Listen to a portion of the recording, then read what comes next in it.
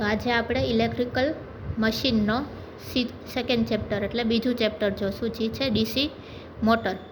તો હવે DC motor શું કરે તો કે ઇલેક્ટ્રિકલ એનર્જીનું મેકેનિકલમાં રૂપાંતર કરે. ડીસી મોટરનું કામ તો કે ઇલેક્ટ્રિકલનું મેકેનિકલમાં રૂપાંતર કરવું.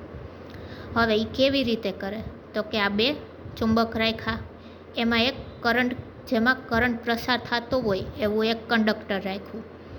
હવે આ ચુંબકીય ક્ષેત્ર છે એ આ કંડક્ટરને કાપશે, એટલે કાપે એટલે શું થયું, આ જે કંડક્ટર છે એ ફરશે, અને કંડક્ટર ફરે એટલે આપણે આઉટપુટમાં શું મળે, મેકેનિકલ એનર્જી.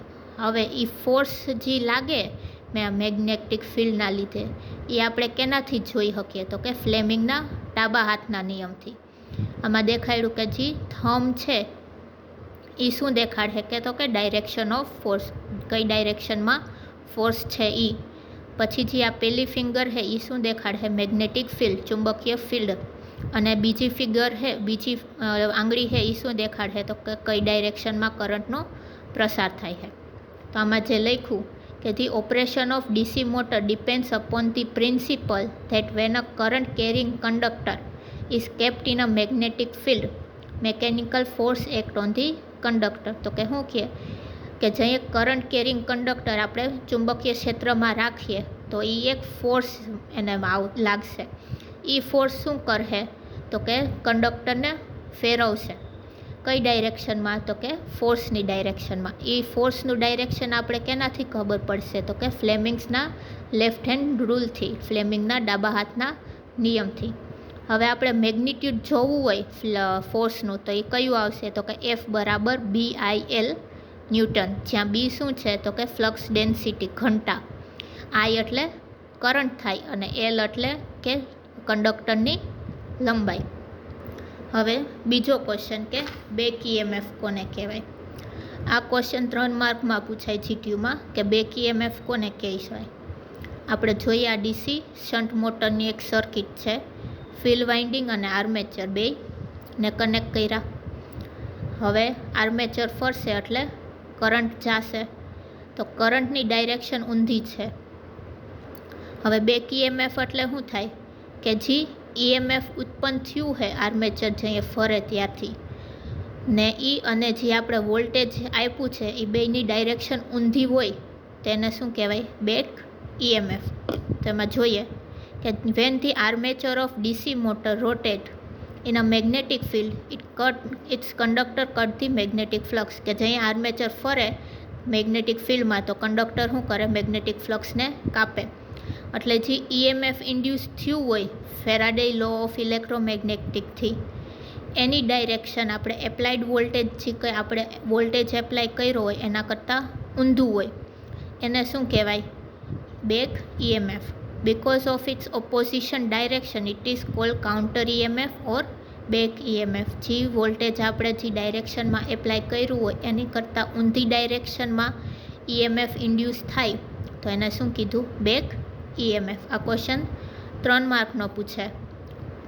અને એનું ઇક્વેશન શું છે તો કે EB બરાબર 5ZN છેદમાં 60 P/A. હવે બીજો ક્વેશ્ચન છે ડીસી મોટરના પ્રકાર. જેમ ડીસી જનરેટરના પ્રકાર હતા એ જ ડીસી મોટરના પ્રકાર છે. ડીસી જનરેટરમાં સેપરેટલી અને સેલ્ફ એક્સાઇટેડ જનરેટર હતું, અને સેલ્ફ એક્સાઇટેડના પાછા 3 હતા, સિરીઝ, શન્ટ અને કમ્પાઉન્ડ. પણ ડીસી મોટરમાં ખાલી 3 જ પ્રકાર છે. પેલું કયું આવે છે તો કે શન્ટ વાઉન્ડ અથવા શન્ટ મોટર, બીજું છે સિરીઝ મોટર અને ત્રીજું આવે કમ્પાઉન્ડ મોટર. તો શન્ટ મોટર એટલે એને પેરેલલમાં કનેક્ટ કર્યું હોય, પેરેલલમાં એના કનેક્શન હોય આર્મેચર અને ફિલ્ડનું. હવે આર્મેચર અને ફિલ્ડને પેરેલલમાં કનેક્ટ કરી દીધું. હવે એમાં શું છે, આર્મેચર ફરશે એટલે કરંટ લોડમાં જશે, લોડથી પછી સિરીઝમાં, એવી રીતે. હવે પેરેલલમાં શું હોય તો કે વોલ્ટેજ સરખો હોય અને કરંટ અલગ હોય. તો વોલ્ટેજ સરખો છે બધાયમાં, તો એના લીધે શું થાય, એનું રેઝિસ્ટન્સ જે હોય એ વધારે હશે. તો એ રેઝિસ્ટન્સ વધારે છે એટલે જે આ ફિલ્ડ કોઇલના આટા છે એ કેવા રાખવાના, વધારે રાખવાના, પણ કેવા તો કે પાતળા. વોલ્ટેજ સરખો છે એટલે અહીંયા જે રેઝિસ્ટન્સ આવશે એ વધારે હશે. એ રેઝિસ્ટન્સ વધારેને લીધે જે ફિલ્ડ કોઇલના આટા આવે ગૂંચળા એ વધારે રાખવાના, પણ એની તાળ કેવો હોવો જોઈએ તો કે ઝીણો, પાતળો. હવે શન્ટ કરંટ બરાબર શું થાય તો કે V/R, ISH બરાબર V/RSH. Load current is equal to IA plus RA. IA એટલે આર્મેચરનો કરંટ અને ISH એટલે ફિલ્ડ વાઇન્ડિંગનો કરંટ. EB એટલે બેક EMF. બેક EMF બરાબર V, વોલ્ટેજ જે મળે E માઇનસ IA RA, જે આર્મેચરમાં ડ્રોપ થશે એ. મોટરનું ઇનપુટ તો કે ઇનપુટ આપણે શું આપ્યું, વોલ્ટેજ ઇન્ટુ કરંટ. હવે આવે છે સિરીઝ મોટર, તો કે આર્મેચર અને ફિલ્ડ વાઇન્ડિંગને સિરીઝમાં જોડી દીધું. હવે આમાં શું છે તો કે ફિલ્ડ વાઇન્ડિંગને સિરીઝમાં જોડ્યું તેનો રેઝિસ્ટન્સ કેવો હશે, એનો રેઝિસ્ટન્સ ઓછો હશે, એટલે જે આ ફિલ્ડ વાઇન્ડિંગના આટા છે એ ઓછા, પણ કેવા તો કે જાડા રાખવાનું હોય. હવે સિરીઝમાં કનેક્ટેડ છે એટલે કરંટ બધાયનો સરખો હશે, વોલ્ટેજ અલગ હશે. કરંટ સરખો છે એટલે IA બરાબર ISE બરાબર IL થાય. કરંટ સરખો થયો પછી EB એટલે બેક EMF. બેક EMF તો શું છે, V minus IA RA plus RAC. આર્મેચરમાં જે ડ્રોપ થતો હશે એના લીધે અને સિરીઝમાં ડ્રોપ થતો હશે એના લીધે.